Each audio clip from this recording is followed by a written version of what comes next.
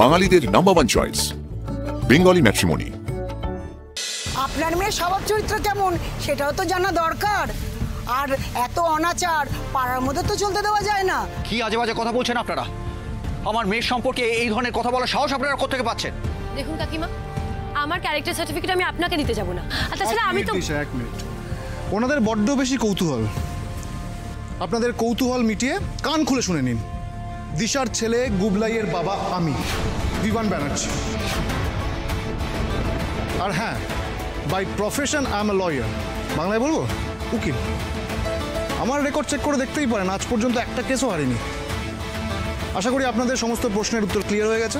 আর যদিও কোনো প্রশ্ন থেকে থাকে, আর যদি আরেকবার দিশা কাকু আন্টিদের একবারও হ্যারাস করার চেষ্টা করেন, তাহলে এরপর আপনাদের এগেনস্টে পাল্টা আমি কোর্টে হ্যারাসমেন্টের কেস ঠুকবো। তুমি কবে বিয়ে করলে বাবা, যে তুমি এক বাচ্চার বাবা হয়ে গেলে? সত্যি গৌরী বাবু, আপনাদের ভদ্রতার আড়ালে যে নোংরা রূপটা দেখতে পাচ্ছি এখন। দেখুন, মুখ সামলে কথা বলুন, নাহলে আর একটা কথা বললে আমি কিন্তু আপনাকে। কি করবে?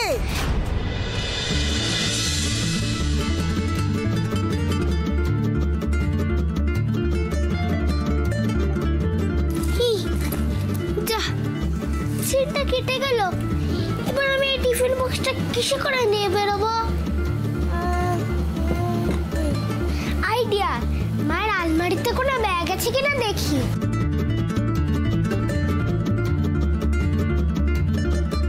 এই ব্যাগটা কি মা আমার জন্য রেখেছিল?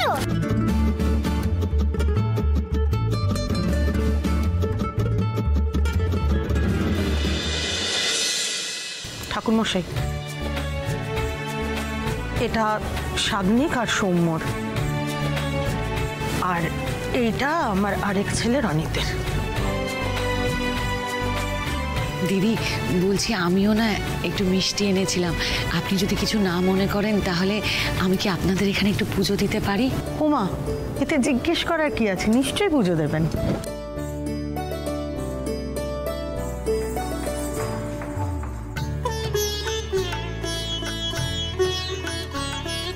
বলছি গিরি, একটু মিষ্টির দোকানে যাও, একটু মিষ্টি নিয়ে এসো। দুটো বাক্সে আলাদা আলাদা করে আনবে, ওনাদেরও একটু মিষ্টি দিয়ে দেবো। ঠিক আছে?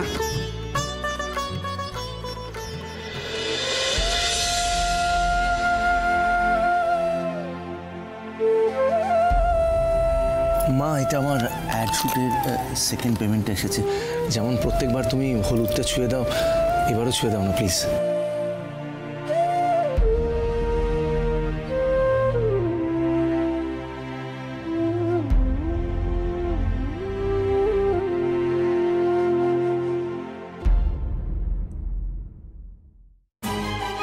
যাদের চরিত্র ঠিক থাকে না তাদের গলাবাজি করা মানায় না। এটা কি ধরনের কথা বলছেন? কি বলছেন? চরিত্র নিয়ে কথা বলছেন দিশার? আর আমার জীবন, আমার চরিত্র নিয়ে কৈফিয়ত দিতে আমি না আপনাদের বাধ্য নই।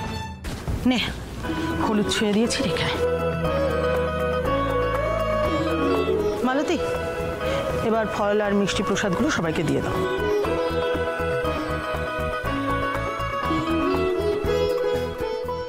ঠাকুর, তুমি দেখো আমার মেয়ের যেন ভালো হয়, ওর বিয়েটা যেন ভালোই ভালোই মিটে যায়, ওকে তুমি সব বিপদের হাত থেকে বাঁচিও ঠাকুর। তুমি তো জানো ঠাকুর, আমি তোমার কাছে নিজের জন্য আর কিচ্ছু চাই না, শুধু আমার ছেলে দুটোকে ভালো রেখো, বিশেষ করে আমার সৌম্যকে। আমি ওকে জন্ম দিইনি ঠিকই, কিন্তু ও তো আমার নিজের সন্তানের থেকে কিছু কম নয়। তাই আমি চাই ওর জীবনে এমন কাউকে তুমি এনে দাও যে ওকে আগলে রাখবে, যে মেয়ে এই বাড়ির সবাইকে সঠিক পথটা দেখাবার সাহস রাখবে, সবাইকে ভালোবেসে এক সূত্রে গেঁথে রাখবে।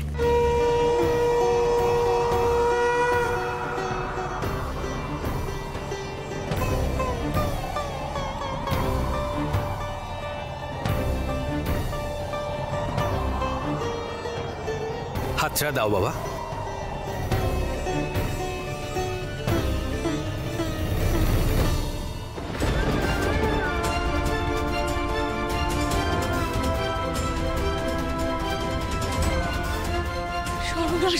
ঠাকুর মশাই, এটা কি করলেন ঠাকুর মশাই?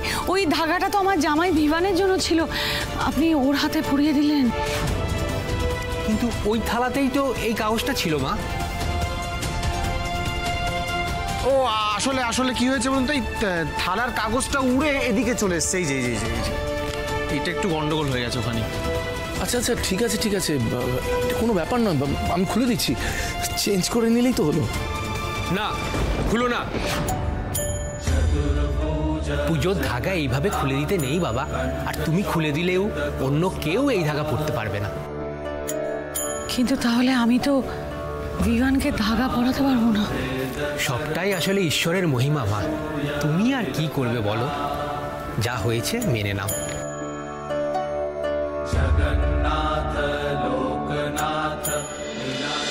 কুবলাই কোথায় তুমি? রান্নাঘরের দিকেও তো দেখে এলাম নেই। দিশা দিশা আমি সব জায়গায় দেখেছি, ছাদ বাথরুম ঘর কোথাও নেই গুবলাই। আরে কোথাও নেই মানে কি? তাহলে কোথায় গেল ছেলেটা? তুমি টেনশন করো না, আমি এক্ষুনি বাইরে গিয়ে দেখছি। আমি বাইরে গিয়ে দেখছি। গুবলাই সাইকেলটাও তো দেখলাম না। কি?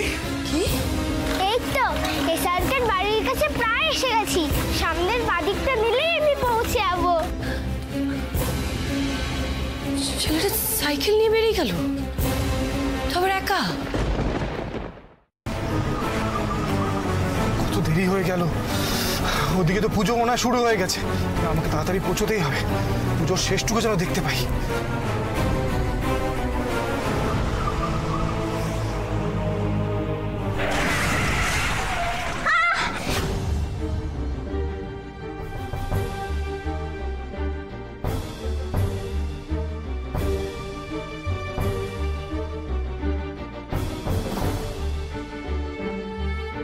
গুবলাই, এটা কিভাবে গাড়ি চালাচ্ছিলেন? এটা বড় লোকরা না গাড়ি কিনে ভাবে গোটা রাস্তা কিনে ফেলেছে। চুপ করুন আপনারা, প্লিজ চুপ করুন। দেখতেই পাচ্ছেন একটা বাচ্চার মাথা ফেটে গেছে আর ওকে হাসপাতালে নিয়ে যেতে হবে। গুবলাই তোমার কিচ্ছু হবে না। কি হয়েছে ছোট দাদা বাবু? গিরিজা এক্ষুনি দাদাভাইকে গিয়ে বলো দিশার ছেলের অ্যাক্সিডেন্ট হয়েছে আমার গাড়িতে। দিদি আর 2 মিনিট থেকে যান, গিরি এক্ষুনি চলে আসবে। আপনারা এত সুন্দর নাম গানের বন্দোবস্ত করে দিলেন, আর আমার তরফ থেকে আমি যদি কিছু না করতে পারি তাহলে তো। ওই দাদাবাবু বাইরে বাইরে একটা সর্বনাশ হয়ে গেছে গিন্নিমা। ছোট দাদাবাবু। আরে কি হয়েছে শানু? ছোট দাদাবাবুর গাড়িতে গুবলাই বলে একটা বাচ্চার অ্যাক্সিডেন্ট হয়েছে।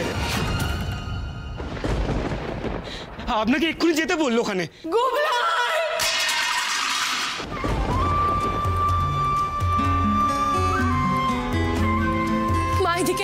এদিকে হ্যালো, আমি সৌম্য বলছি মিস দিশা, আপনি ইমিডিয়েটলি সিটি হসপিটালে আসুন। এই গুবলাইয়ের অ্যাক্সিডেন্ট হয়েছে। কি? না, এটা হতে পারে না। আমার গুবলাইয়ের কোনো ক্ষতি হতে পারে না। গুবলার ক্ষতি হতে পারে না মানে এইসব কি বলছিস তুই? আরে বাবা, আমি সবটা পরে খুলে বলছি, তুমি আগে হসপিটালে পৌঁছাও, আমি গাড়ি পাঠিয়ে দিচ্ছি। না না, গাড়ি পাঠাতে হবে না, আমরা আসছি এক্ষুনি আসছি। সৌম্য দাঁড়িয়ে না থেকে আমরা চল দেখি গিয়ে সিচুয়েশনটা কি হলো। চল চল চল চল চল চল। গুবলাই দিদি ওই দেখো, আমি একটা জিনিস বুঝতে পারছি না দিশা, আন্টির ফোনটা এসআরকের কাছে গেল কি করে? বিমান এইসব হওয়ার মতো এখন সময় নেই, আমাদের যেতে হবে শিগগিরই। গুবলার অ্যাক্সিডেন্ট হয়েছে, চল চল।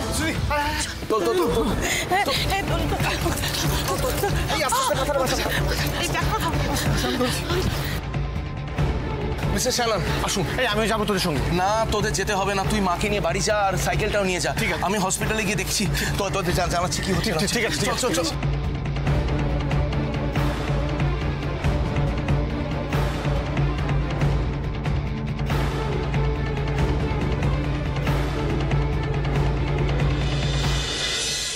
গুবলাইয়ের জ্ঞান ফিরছে না কেন ডাক্তারবাবু? ও ঠিক হয়ে যাবে তো? বলুন না ডাক্তারবাবু, ভয়ের কোনো ব্যাপার নেই তো?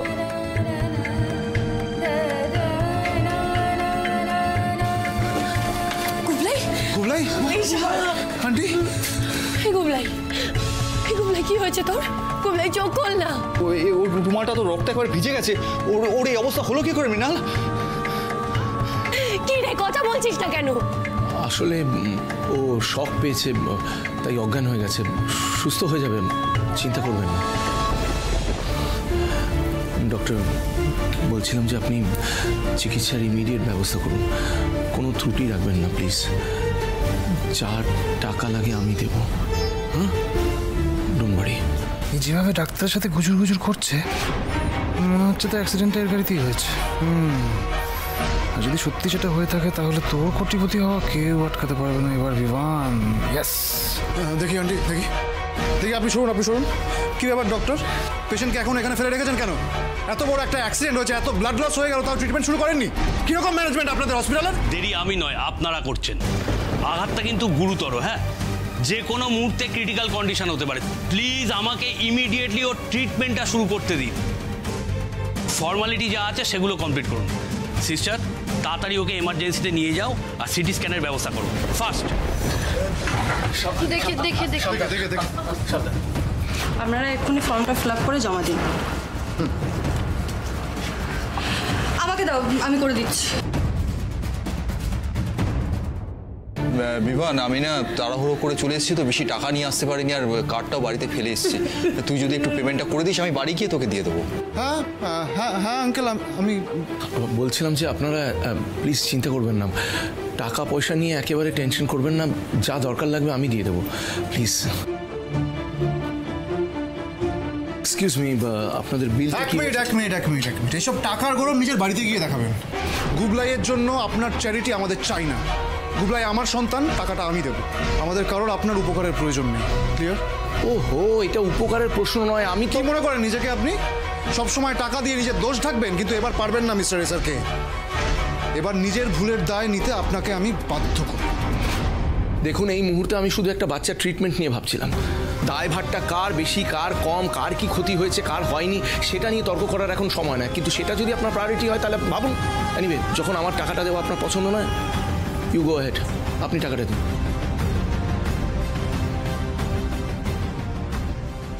মা, আমাকে একটা কথা বলো তো, তুমি গুবলাইকে কি করে পেলে? ওর অ্যাক্সিডেন্ট কি করে হলো?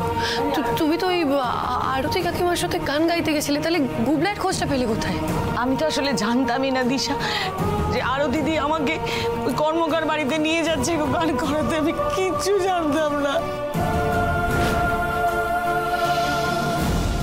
না, কিন্তু অ্যাক্সিডেন্টটা কি করে হলো সেটা তো বলো।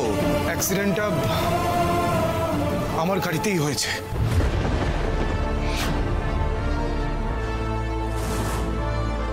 বলুন, ইচ্ছে করে গুবলাইকে ধাক্কা দিয়েছেন? বলুন। আপনারা দুই ভাই তো দেখছি ক্রিমিনাল মাইন্ডেড। যবে থেকে এসছেন জীবনে তবে থেকে একটার পর একটা ক্ষতি করে চলেছেন, একেবারে হাত ছড়াই না। এটা একটা অ্যাক্সিডেন্ট ছিল মিস্টার লয়ার, ইচ্ছা করে কেউ কিছু করেনি। আর আপনি নিজে একজন লয়ার হয়ে কি করে হাতে আইন তুলে নিচ্ছেন? হ্যাঁ, ওয়াই? আর একটা শব্দ নয়, প্লিজ বেরিয়ে যান এখান থেকে। আমি বললাম এক্ষুনি বেরিয়ে যাবো আমরা। গুবলাইকে ডাক্তার চেক আপ করে নিক, তারপর বেরিয়ে যাবো। না, আপনি না অনেক করে নিয়েছেন। প্লিজ ফার্দার আমাদের কোনো উপকার করার চেষ্টা করবেন না, বেরিয়ে যান। বিশ্বাস করুন দিশা, আমি ইচ্ছে করে কিছু করিনি। গুবলাই হঠাৎ করে আমার গাড়ির সামনে। যদি লজ্জা শরম থাকে তাহলে প্রে করুন যেন গুবলাই সুস্থ হয়ে যায়। আর যদি সেটা না হয় তাহলে আপনাদের কি অবস্থা করব আপনারা ভাবতেও পারছেন না। আপনি কেন বিশ্বাস করতে পারছেন না? প্লিজ চুপ করুন। This is a hospital. কথা বললে কথা বাড়বে। প্লিজ চল বাইরে চল।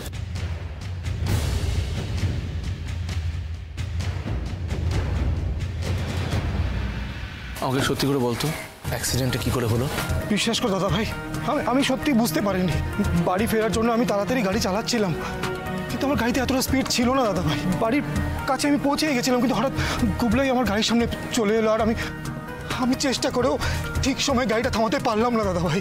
আমি তোকে বলে বোঝাতে পারবো না। গুবলাইকে আহত অবস্থায় দেখে আমার বুকটা ভয়ে কেঁপে উঠেছিল দাদা ভাই। আর ওর জন্য আমার খুব কষ্ট হচ্ছিল দাদা ভাই। খালি মনে হচ্ছিল আর যদি তিথি থাকতো তাহলে আমার সন্তান আমার কাছেই থাকতো, ও গুবলাই হতেই হতো দাদা ভাই। আর আমি এমন একটা অপদার্থ যে আজ অব্দি কারোর ভালো করতে পারিনি, সবার শুধু ক্ষতিই করেছে দাদা ভাই। আচ্ছা, চিন্তা করিস না, এটা একটা অ্যাক্সিডেন্ট ছিল, তুই তো ইচ্ছা করে কিছু করিস নি। চল, মাথা ঠান্ডা কর, চল বাড়ি যাই, চল। দাদা ভাই, হ্যাঁ, এটা তো গুবলাইয়ের ব্যাগ। আমি দিয়ে আসবো? না, আমি দিয়ে আসছি। আমি দিয়ে আসছি, দাঁড়া এখানে। খালি মনে হচ্ছিল আর যদি তিথি থাকতো তাহলে আমার সন্তান আমার কাছেই থাকতো, ও গুবলাইতেই হতো দাদা ভাই। ডক্টর বলছি আমার গুবলাইয়ের জ্ঞান ফিরেছে? হ্যাঁ, লোকাল অ্যানেস্থেসিয়ায় কাজটা হয়ে গেছিল, তাই জ্ঞান ফিরতে দেরি হয়নি। ওকে আমরা সেকেন্ড ফ্লোরে শিফট করছি, আপনারা গিয়ে দেখতে পারেন। Thank you very much. Thank you. ও বাবা, চল মা, চলো চলে তো এক্ষুনি দেখা করতে পারবো না। চল।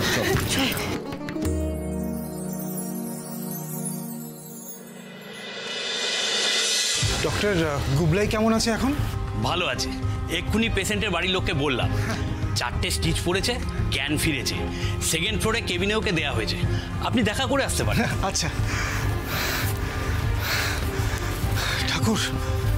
ঠাকুর, আমি জানতাম তুমি সব ঠিক করে দেবে, সব ঠিক করে দেবে। ভাগ্যে সেই ব্যাগটা গাড়িতে ছিল, এই বাহানায় গুবলাইয়ের সাথে দেখা করতে পারবো। যাই। এ বাবা, ব্যাগের মধ্যে এসব আঠা কি লেগে আছে? দেখি তো।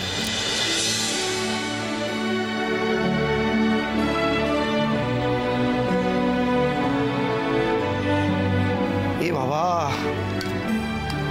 এই খাজার রসগুলো না লেগে একদম চ্যাট হয়ে গেছে।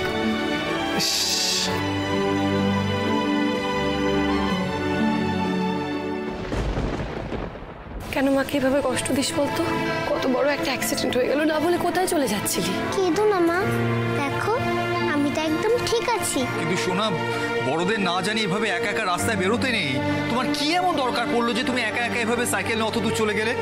হ্যাঁ, আসলে আমি না ইসারকের জন্য একটু খাজা নিয়ে যাচ্ছিলাম। কি? তুমি প্লিজ রাগ করো না মা, দেখো আমি তো ইসারকের সবচেয়ে বড় ফ্যান। আমি জানি ও খাজা খেতে খুব ভালোবাসে, যেমনি আমারও ফেভারিট মিষ্টি খাজা। আর ও তো সেদিন লাইভে বলেছিল যে ওর রথের দিনে ফেভারিট মিষ্টির নাম বলতে পারবে, তার সঙ্গে ও একটা গোটা দিন স্পেন্ড করবে। তাই আমি বেরিয়ে গেছিলাম। এসারকে গুবলাইদের মতন বাচ্চাদের কিভাবে মাথা চিবিয়ে খেয়ে রেখেছে দেখো। এরা ছোট ছোট বাচ্চা, সেলিব্রিটি দেখলে তো একটু এক্সাইটমেন্ট হবেই, আর এসারকে সেটারই সুযোগ নেই। বিভান, দোষটা কিন্তু আমাদের গুবলাইয়েরও ছিল। কথা দাও গুবলাই, এরকম কাণ্ড আর কোনোদিনও তুমি ঘটাবে না।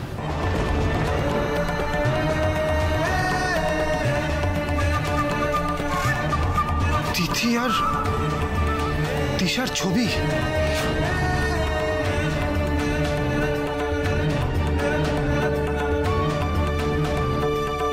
এটা তো সেই মেডেলটা যেটা তিথি কম্পিটিশনে জিতেছিল।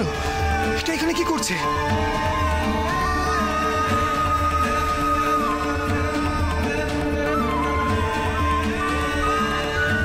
বাবা, চিঠিটা রসে একদম নষ্ট হয়ে গেছে, খুলছেই না।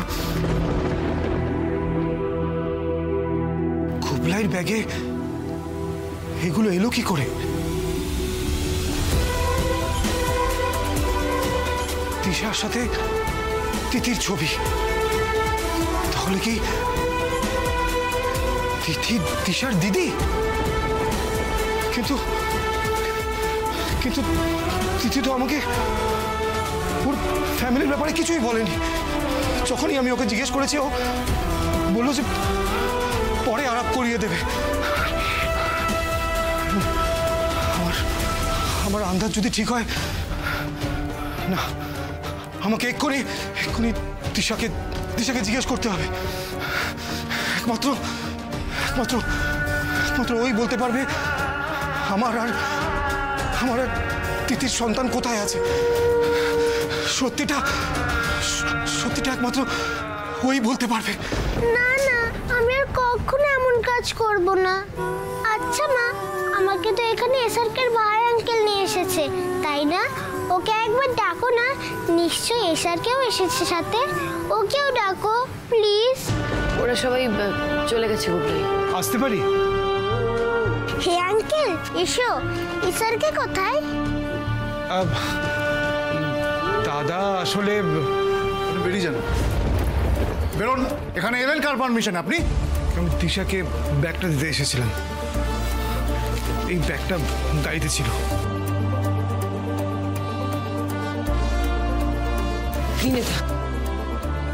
এই ব্যাগটাই নিয়েই তো গুবলাই আসছিল।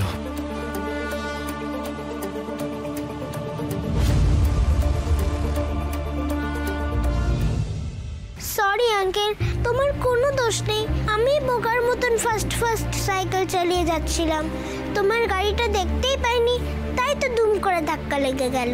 গুবলাই, তোমার এখন বিশ্রাম করা দরকার। করব, আগে একবার এসআরকে সঙ্গে দেখা করিয়ে দাও না দিদুন। আচ্ছা, আমি একটা রিকোয়েস্ট করছি, অত করে যখন গুবলাই বলছে একবার যদি আপনার দাদাকে ডাকেন। হ্যাঁ, আমি ফোন করছি।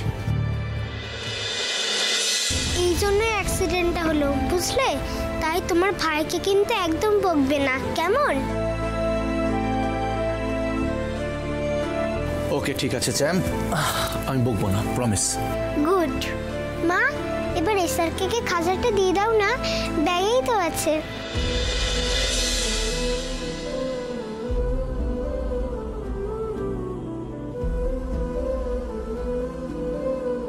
আজ প্রুভ হয়ে গেল যে তুমি হচ্ছ আমার বিগেস্ট ফ্যান।